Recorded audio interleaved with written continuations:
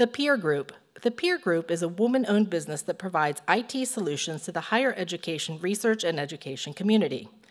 With over 30 years' experience completely focused on the higher education community, the Peer Group was founded on the belief that partnerships make the world go round and work hard every day to continue delivering the best possible technology for the best possible value. And Women in HPC. The Women in HPC program is part of the ITAP broader engagement initiative to expose and encourage women in the Purdue community to pursue research and careers in HPC and technology fields.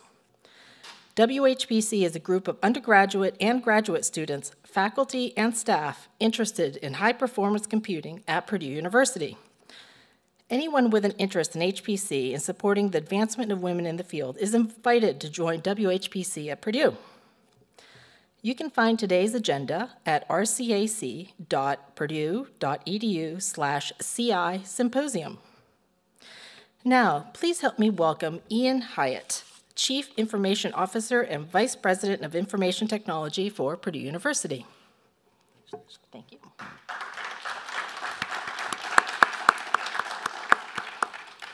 Thanks, Lisa.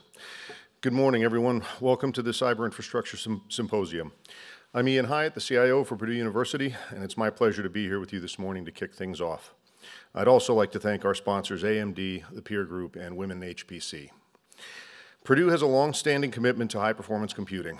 Beginning as one of the first universities with a supercomputer in the 1960s, you can fast forward, and since the Steele system was built in 2008, we've built more and more powerful resources, culminating with 2013's Conti cluster debuting at number 28 in the world. Our AMD-based Bell system in 2020 was twice as powerful as Conti, and we're looking forward to Negishi coming online this fall. Another investment in GPUs later this winter will continue to provide top-of-the-line resources for the university. Most recently, Anvil came online in 2022 and was ranked number 143 in the world. Our plans for investments in physical facilities and beyond are in flight as we speak, and that's going to prepare us for the future and allow us to improve several areas, including speed of delivery and service. We're investing in capabilities such as AI and quantum, and there will be more to follow on that topic. We're also working with state and private industry to make our resources more broadly available, and we're on a trajectory for Purdue IT to be the gold standard for IT in the Big Ten, and most especially in research computing. That said, now I'd like to introduce Dr. Preston Smith, the Executive Director of the Rosen Center for Advanced Computing, and he'll make fun of me because I always pronounce that incorrectly. Thank you.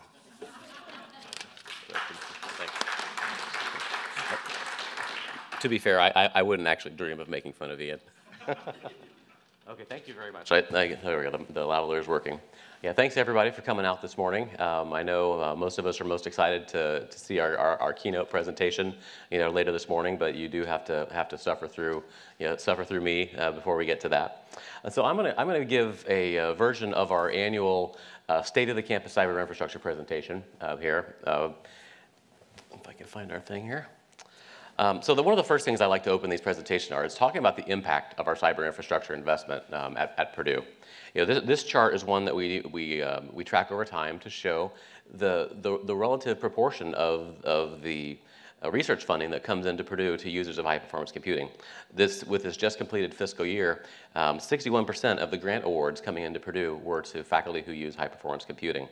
That was the expenditures, and 61% of the awards, I pasted that twice. It was actually 79% of the overhead costs. So those of you who work with faculty members that say, what is my overhead going to? The people that are bringing in the most of that overhead are using high-performance computing.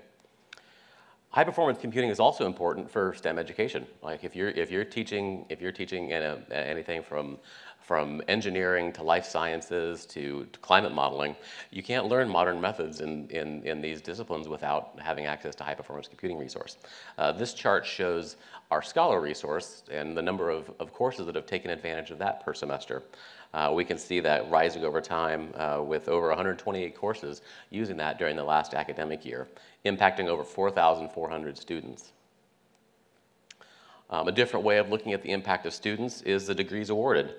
We've awarded nearly 3,000 degrees to people who have run jobs on our research computing clusters. And then just from earned doctorates, in 2021, 23% of those students that earned a doctorate that year used high-performance computing at some point during their graduate career. And then from just bringing faculty and retaining them at Purdue.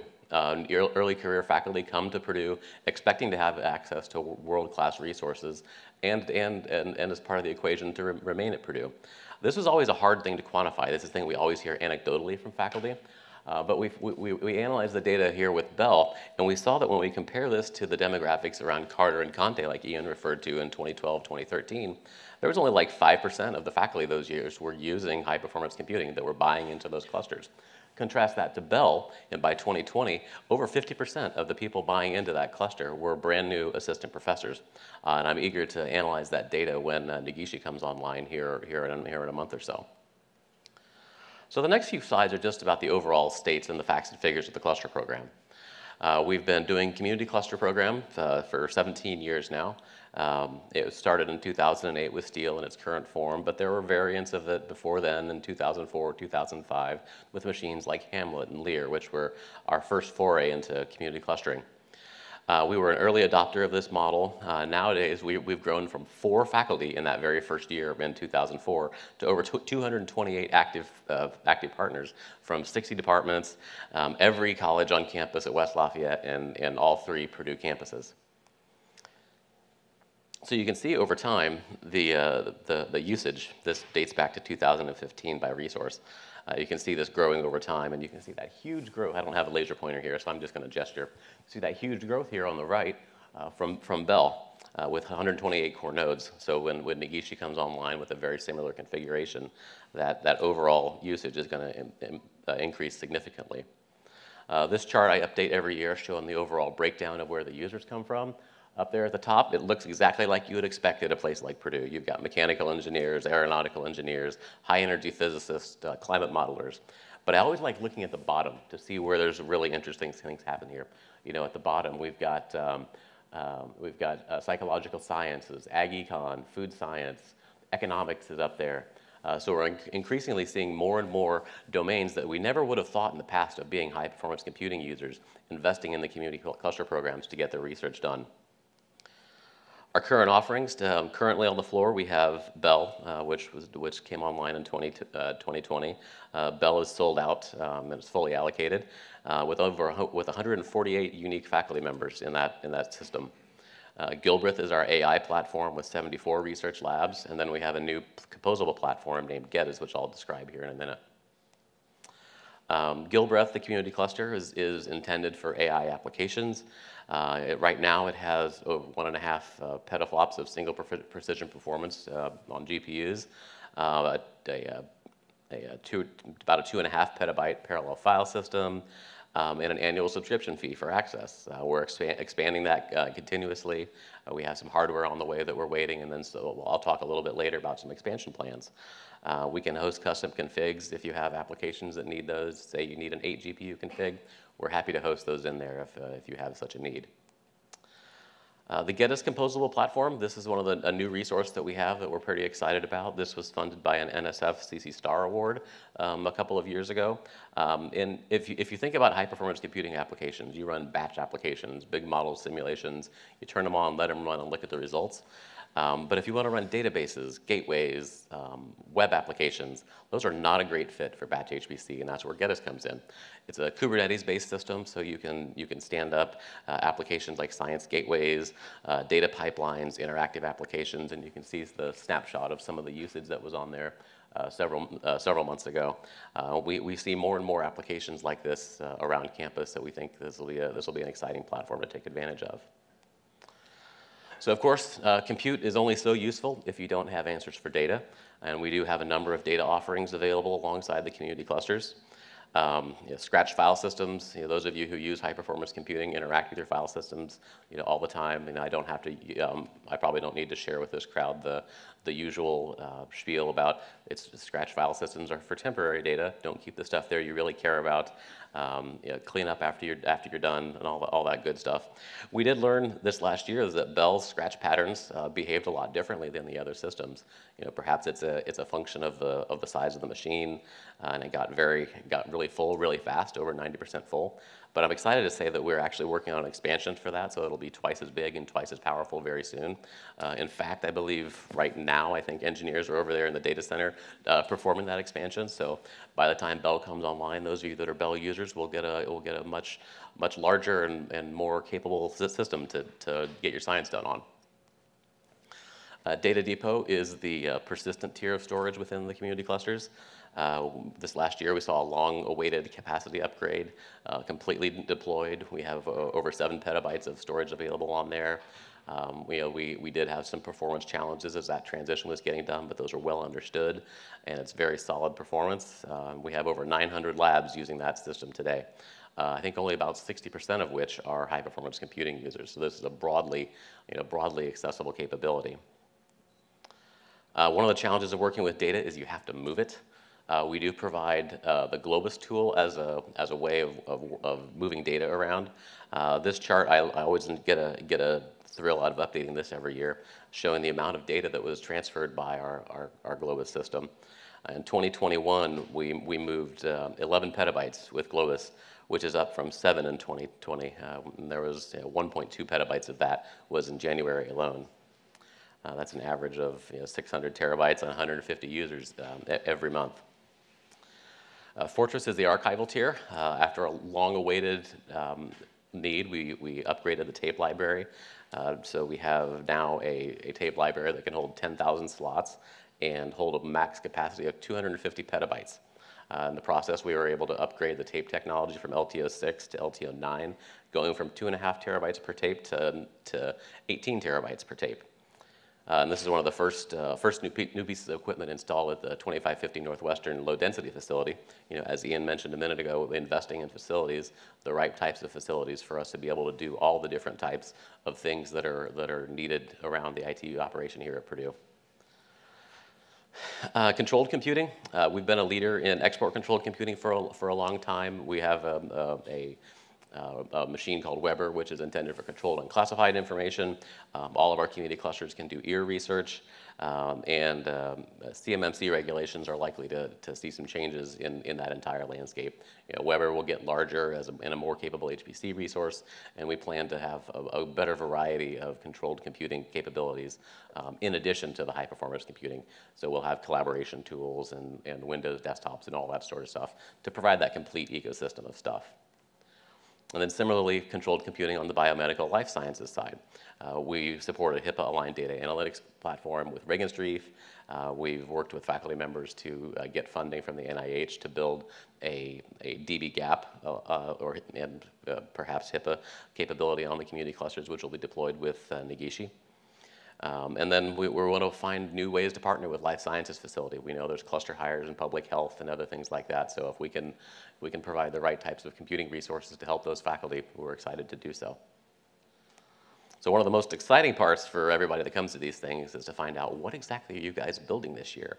I've got money burning a hole in my pocket from my startup or my newly awarded grant, and I need some HPC resources.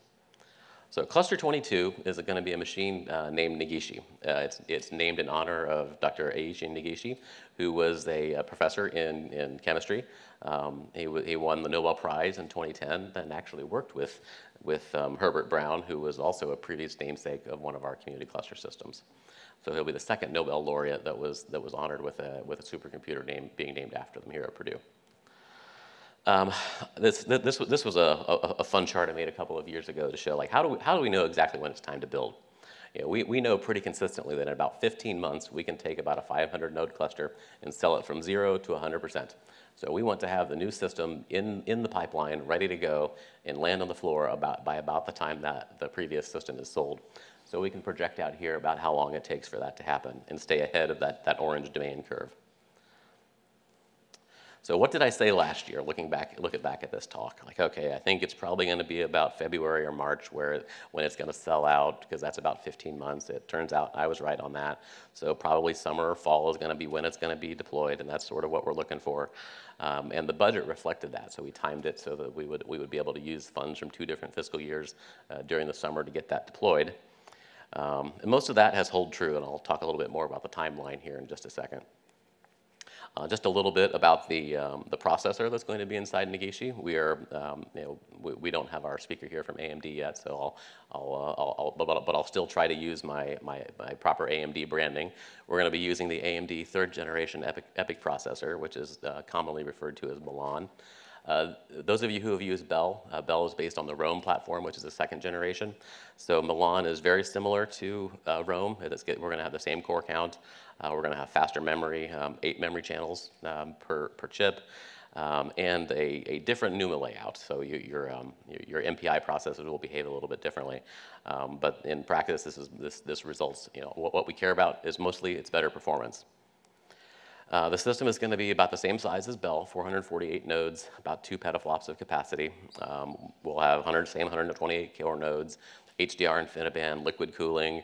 We're going to have a 10 petabyte, approximately 10 petabyte raw Lustre scratch, so it'll be twice as capable as the previous Bell. We're going to have large memory nodes, and we're going to have a handful of MI210 AMD GPU nodes in there as soon as those are able to be delivered. And those are the same GPUs that are in the Exascale Frontier system at Oak Ridge National Labs. The timeline, well, it's, what would a timeline summary be without saying, well, it's 2022 and we have some unknowns. The good news is that the cluster nodes are all in the data center. Well, we took delivery of those in August. We had a small little party of racking and stacking compute nodes. We were able to bring Ian over and our deputy CIO Christian to help rack and stack the compute nodes and get those ready to go. The scratch is being deployed. There are plumbers in the data center right now connecting up the liquid cooling. So we're anticipating that a few racks of compute are going to be available soon. However, the critical path for the full system, and who would have thought, hearing all we have about semiconductor shortages the last couple of years, that it's actually circuit breakers are going to be our biggest challenge to being able to turn the machine on. So we're eagerly awaiting that. A couple notes about performance. So what can you expect with Milan when we have this on the floor? We have the advantage of Milan actually being the same processor that Anvil was built on. So we've done a lot of benchmarking, and Carol Song will talk about Anvil here after I'm done, so we can learn a bit more about that. But we can see that compared to Bell, the high performance LinPack performs significantly better than Bell did. And the memory performance is significantly better than Bell. We projected that to be higher, but the actual real-world experience was even faster yet than we anticipated. So that's always great news. Some of the single node applications, these are some of the more common applications that we see run here at Purdue. We can see all of those compared to Bell or Milan running on the Azure cloud or run on the actual Anvil hardware. So in almost every one of those are significantly faster. None are worse at least. And then strong scaling. Some of those common applications, HPCG, GROMAX, LAMPS, NAMD, and WRF, all scale very well up to 1,024 nodes, which is 8 nodes and a fairly significantly large job based on what we see here at Purdue. Ian had referred in passing in his welcome about some of our plans to invest in GPUs this year. This has been one of the biggest things that we've, frankly, have been behind the curve on the last couple of years. The rise in AI in all sorts of domains to solve problems. We have, frankly, not had enough GPUs on campus to serve a university the size of Purdue, and we're well on our way to fix that. We do this year, we plan on adding, I think, 16 or so MI210s in Negishi. We have an order waiting due to supply chain challenges. I know this is I promise I'm not using that as an excuse throughout this talk. For new A100 GPUs, we worked with the EVPRP office with their equipment program to add some additional A100s and 48 new A10 GPUs. So we're going to double the single precision performance on the cluster this year. And then next year, we do plan on, I guess it is this fiscal year, but at the beginning of the calendar year, we anticipate investing in between 100 and 128 additional A100 GPUs into Gilbra. So this will be a significant investment and probably approximately doubling the size of our GPU resources. One of the best parts about this is we're also able to change the cost model. We've operated Gilbra on a annual subscription model since we've deployed it, but we're gonna move that to be something a lot closer to the traditional community cluster model. So rather than buying a node, you're going to buy access to a GPU as the unit of purchase. The goal is for this to be more cost effective than a faculty member can go and build it themselves and put it under their desk or in a campus, in a departmental IT data center. So you'll be able to buy either A10 nodes at a lower price or A100 nodes at a slightly higher price. You'll get your own queue, just like you do in a regular community cluster. You'll have access to everybody else's nodes with a standby queue. And this can be done as a one-time purchase for 5 years, just like the regular community clusters. Or if an annual purchase is better for you, you can still do it with an annual subscription cost as well. And again, if there's a custom config that you need, then we can host that as well. Well, there's always one slide that comes out a little hinky in the in the transition from computers. So some of our other upcoming plans that's going to happen this next fiscal year. Industry, there's a lot of great stuff happening here around campus in Discovery Park District. Industrial partnerships and all the aerospace stuff happening out in the aerospace district. So we're staffing up. We're in the process of making a hire for an industry business development person so that we can provide access to our high performance computing resources to Purdue industry partners. Make the campus cyber infrastructure yet another one of those reasons why a company would want to come and partner with Purdue. You can come to Purdue, you can get access to all the great faculty, you can tap into student brains using like the data mine, you can come and use Anvil or the community clusters to get your own engineers work done. National defense, I referred a little bit too about making the gaps of the controlled, filling some of the gaps in the controlled ecosystem. So we'll have collaboration tools, better endpoint configurations, productivity applications like how do I run Adobe and Microsoft Office in a controlled environment. The supercomputer is the wrong place to do that. So we'll fill those gaps. We also plan to hire a research scientist with a background in aerospace, materials, mechanical engineering, who may be somebody who's hopefully worked in the defense industry to help facilitate the growth in these types of computational fields. AI, we've got to do more than just buy computers. Buying a couple $1 million of GPUs is only so useful, but we want to have research scientist expertise on campus to help faculty take advantage of those, help them write and be more competitive for big proposals, win AI institutes and all those sorts of things. So we do have postings out there for that. So if any of you have colleagues or people in your network that would be good for that, we're happy to take resumes. Ian mentioned quantum. We do have there will be, I think, imminently an announcement on a partnership that we have with Arizona State on their IBM Quantum Hub. So we will have access to IBM's quantum resources, which will have, I think, of quantum machines up to 63 qubits potentially. So those of you who know anything about quantum, I'm told that that's a lot. And we will also, much like the AI, we're going to hire a research scientist to help facilitate the use of that. So somebody to help run applications in there, somebody to build awareness of the quantum resources we have today, and then also pair that with the classical computing resources that we have today. So if you're running stuff on the quantum resources, you've got to compare those to the classical and understand that you get the same answer. And with that is my last slide. And how am I on time? A little early? Okay. All right. Well, very good. Well, I have time for a couple of questions if anybody wants to throw any at me. I could always go through my reserve slides too and see what's exciting in there. How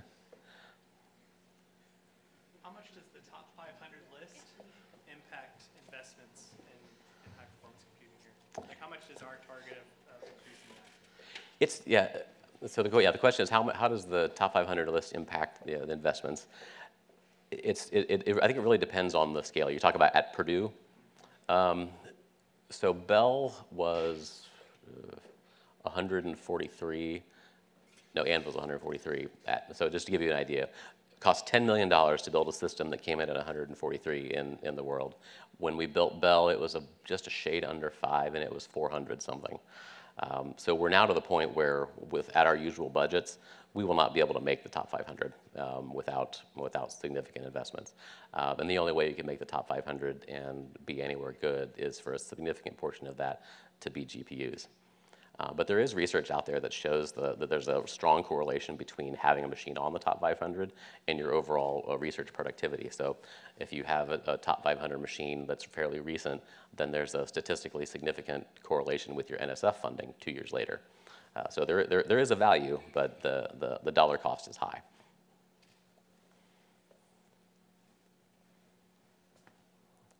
Anybody else? Yeah, Jeff.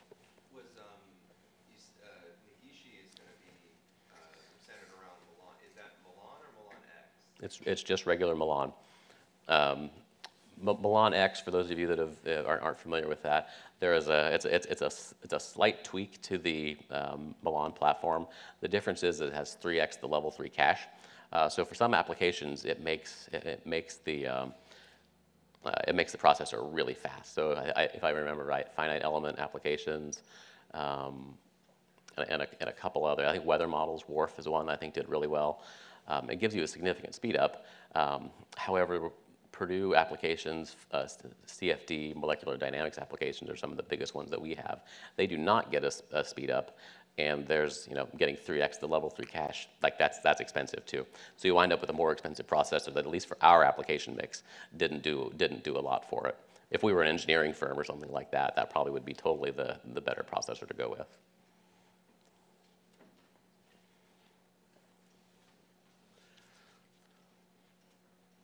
Anybody else? Yeah, in the back. You mentioned you're receiving around, or you plan to purchase 100 to 128 A100 GPUs. Do you know off the top of your head what systems those are going into? They'll all be within Gilbreth. Yep, all the NVIDIA GPUs are going to be within Gilbreth, and then the AMD GPUs will be available within Negishi. I think all of those are going to be, for the most part, I think there's Betsy, there was 2 nodes in the EVPRP grant with 4-way A100s, and the rest of them I anticipate are going to be 2 A100 per nodes at 80 gigs of memory each.